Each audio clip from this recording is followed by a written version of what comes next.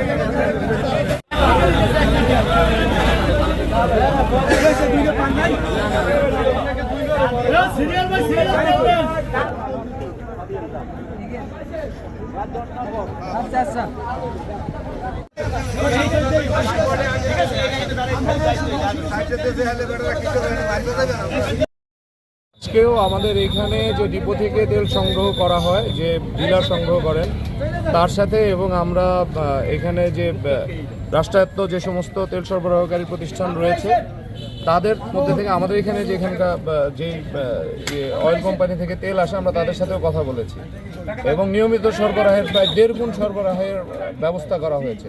সুতরাং তেলের সংকট রয়েছে, এই ধরনের অভিযোগগুলো আমাদের কাছে সঠিক মনে হয়নি। এখন কেউ যদি মজুতদারি করে বা ভিন্ন কোনোভাবে এই কৃত্রিম সংকট তৈরি করে তাদের বিরুদ্ধে আমরা শক্ত অবস্থান গ্রহণ করব এবং শক্ত আইনানুগ ব্যবস্থা গ্রহণ করা হবে। সরকার নির্ধারিত টাকা রাখা হচ্ছে, সেক্ষেত্রে যদি ভুক্তভোগী আমাদের কাছে সুনির্দিষ্ট অভিযোগ করে আমরা আইনানুগ ব্যবস্থা নেব বিক্রয়কারীর বিরুদ্ধে। ধন্যবাদ স্যার।